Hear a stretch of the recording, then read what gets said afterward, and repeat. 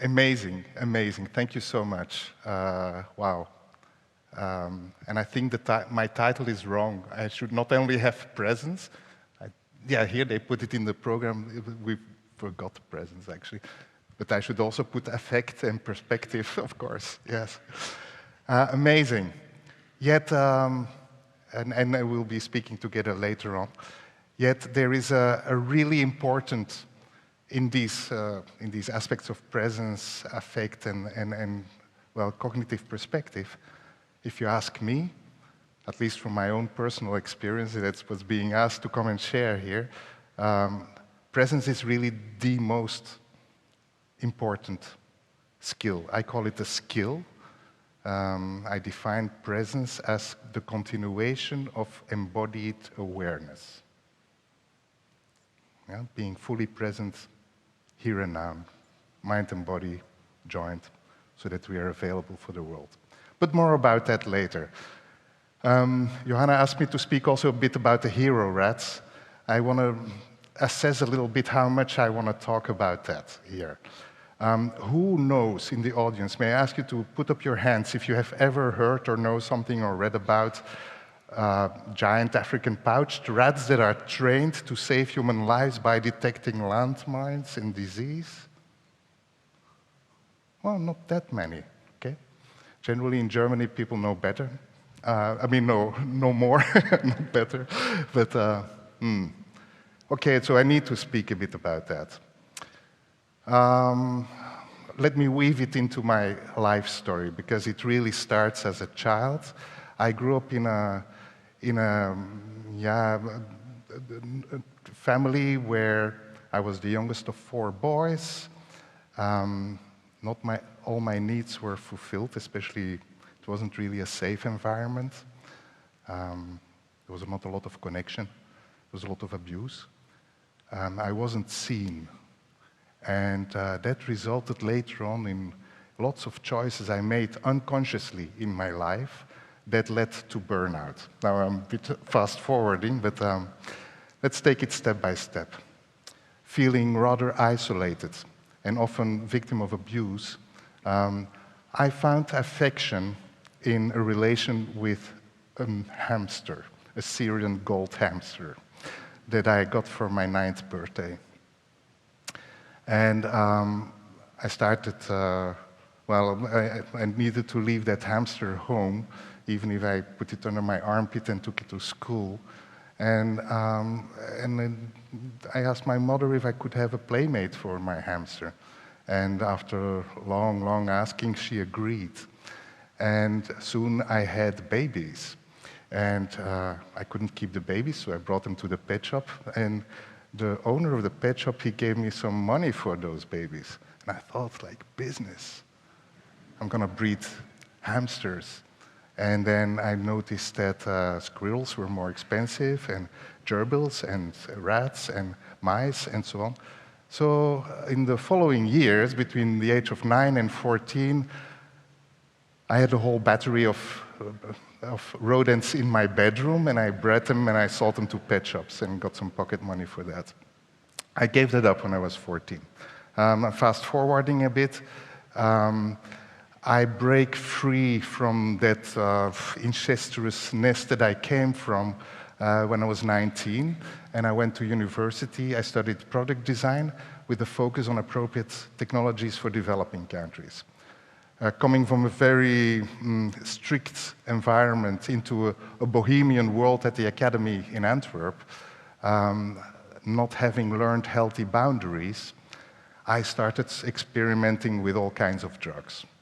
I swallowed, smoked, sniffed, everything that I could get my hands on, and it went wrong. I had an accident with an overdose of LSD. I swallowed 10 doses of LSD in a big party. The most stupid thing I ever did. I landed in psychiatry. I was afraid I would not be able to continue my studies. And it was an awful time. My body and mind were completely offset. My neurotransmitters, the field where Tanya was talking about, was completely mixed up.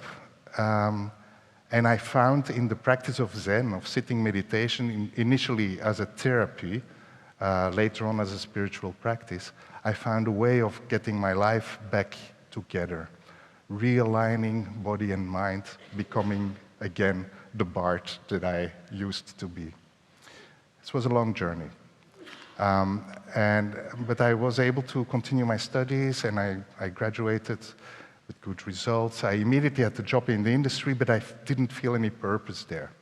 I worked a year as a designer for buses, and I resigned. I didn't want to contribute to this exploitative, linear mode of operation where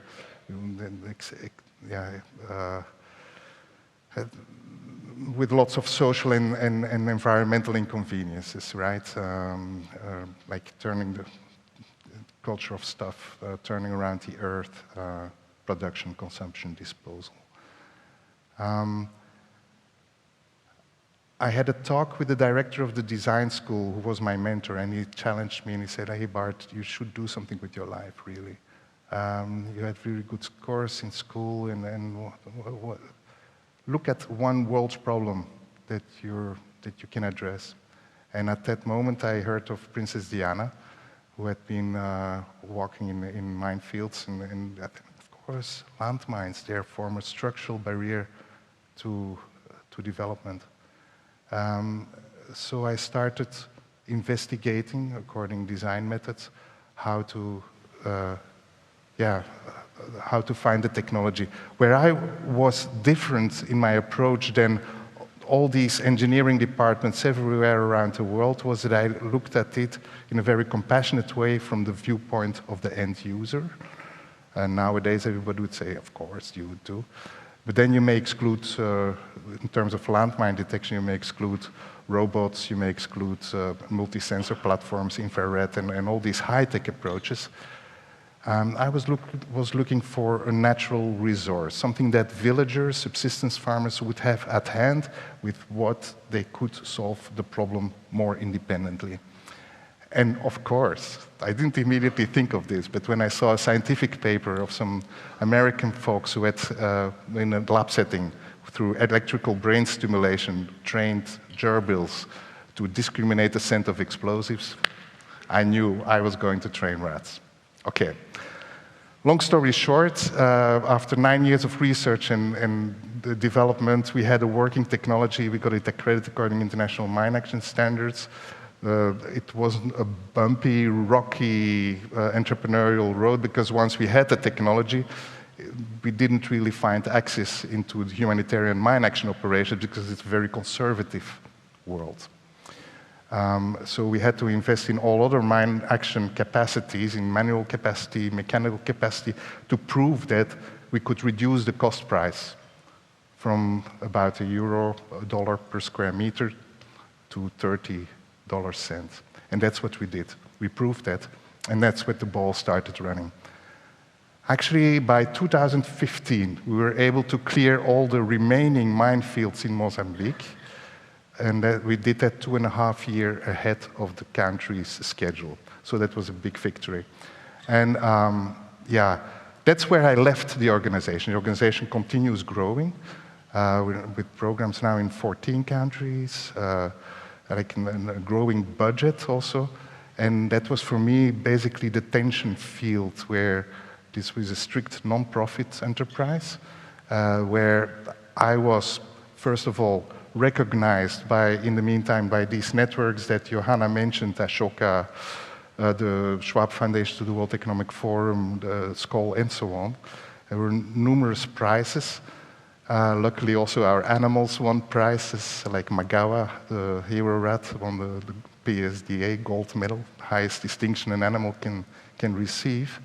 But on a personal note, and this is really what I want to talk about here more, on a personal note, as an entrepreneur, I was close to burnout. Yeah. There was such a stretch between, on one side, having to leverage, at that time, around €6 million every year, begging for it, and through grants and donations.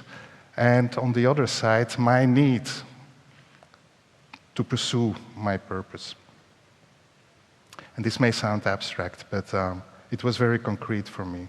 I stepped down from my executive role, and I went through a period where it was like jumping from the airplane while inventing my parachute, right? I started keeping bees to learn to get back connected. I did a permaculture design course. For me, the contact with the ground was really important. It was a healing journey because for many years I hadn't learned to listen in deeply into my own personal needs. I even didn't know them. I was a guy who was like, from the trauma I lived in my youth, from not being seen. I was a guy who was happy on stage being applauded for the work that we did. And losing actually really the essence of being. I noticed this pattern, together with another number of Ashoka fellows, Schwab fellows to the World Economic Forum, Skoll Awards. The statistics in these networks are staggering. And I say that with a lot of love and much appreciation for the support we get from those networks. But more than half of Ashoka fellows are divorced, for instance. In the World Economic Forum, we did a survey. More than 80% of social entrepreneurs recognized by the World Economic Forum need either medication, alcohol, or drugs to wind down their day and to be able to fall asleep. With Skoll Awards, more than 30% of the Skoll Awards have transitioned from their leadership role in the organization they started in challenging ways. So what does that say about leadership? What does that say about social entrepreneurship? We expect that entrepreneurs go 24/7, lead kind of a hero journey. And these entrepreneurs, including myself, we're happy to do so. We're willingly, ignorantly walking that path, while insufficiently, well, if we look at the backside of that medal, there's a lot of vacuum, there's a lot of emptiness, there's a lot of unhealed trauma. So a number of us saw this, and through these networks there was a raising question like, how about personal sustainability of entrepreneurs? Yeah? Really important issue. We later on, and I hope we can talk a bit later on that, if not tomorrow or this evening when we will do also a fire circle. It is general to the whole entrepreneurial area. Personal sustainability is a challenge. I often do these workshops with organizations, with companies, with business circles. It's a well-being workshop, yeah? And I divide the room in 4 quadrants. There's a mental space, an emotional space, a physical space, and a spiritual space. And I ask those leaders, please take a place in one of those quadrants where you usually spend a lot of time.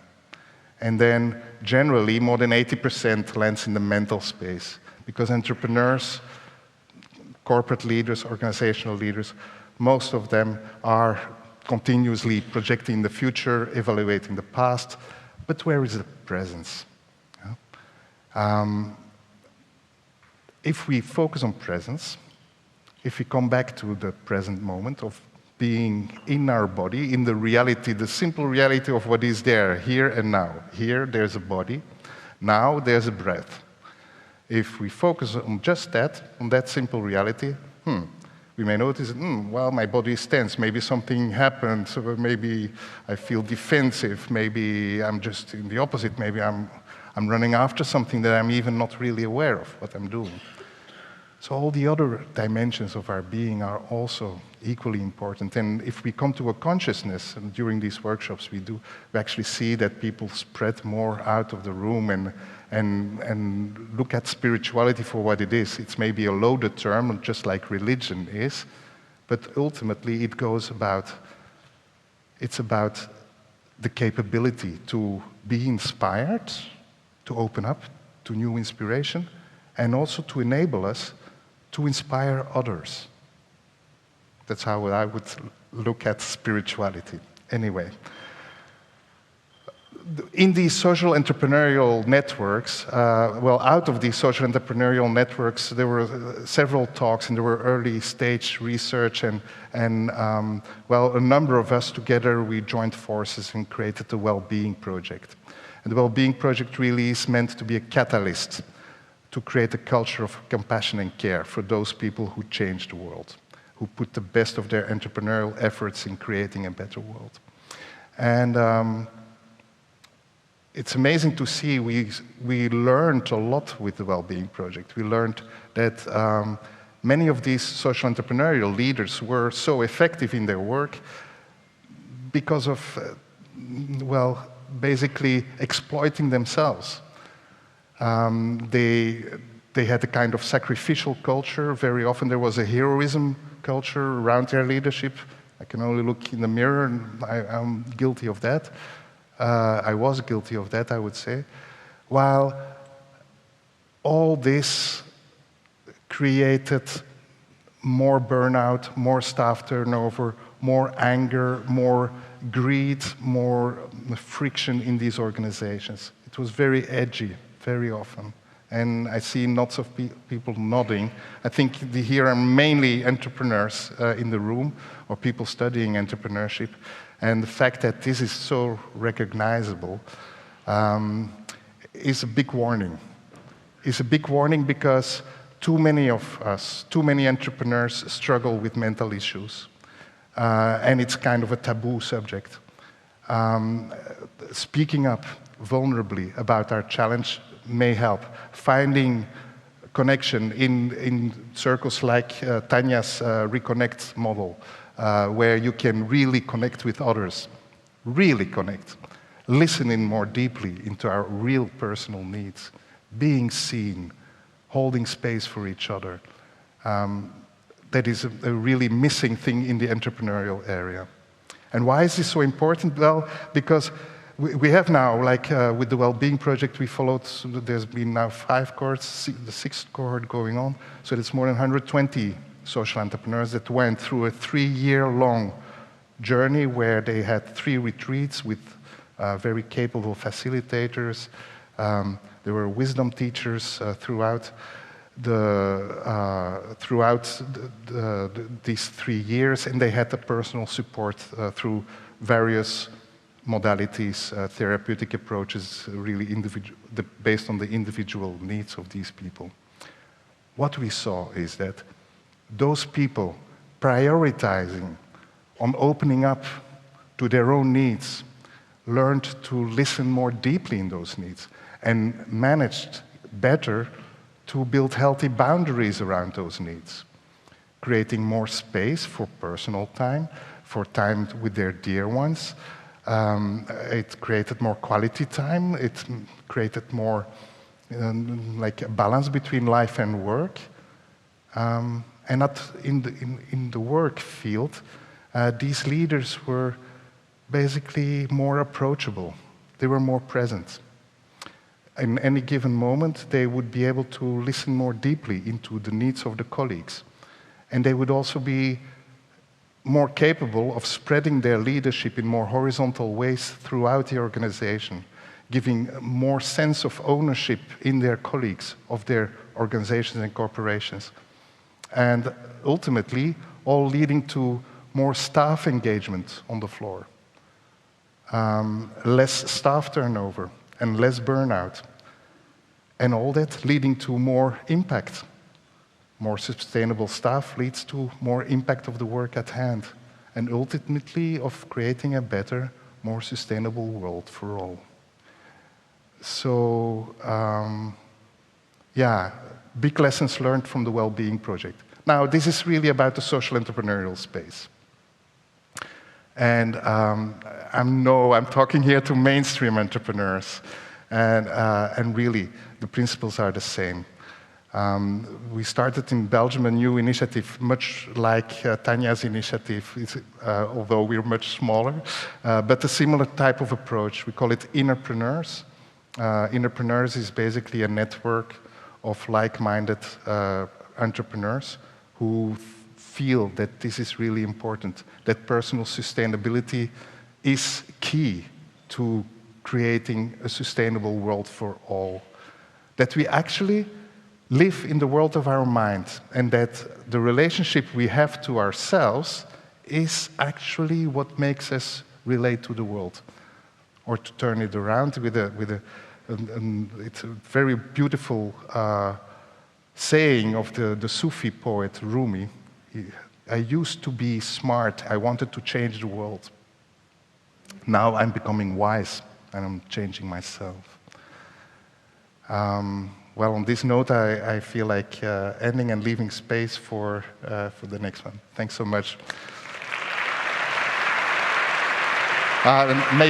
Maybe one last thing. So if you feel like exploring together what such a fire circle of entrepreneurs is, like we will do one this evening in the program. It's announced as meditation, fireside meditation, but basically what we do is we gather around a fire and be inspired by each other, just over one simple question. And that question will be, how do I define success for myself? How do I define success? Welcome tonight. Thank you very, very much.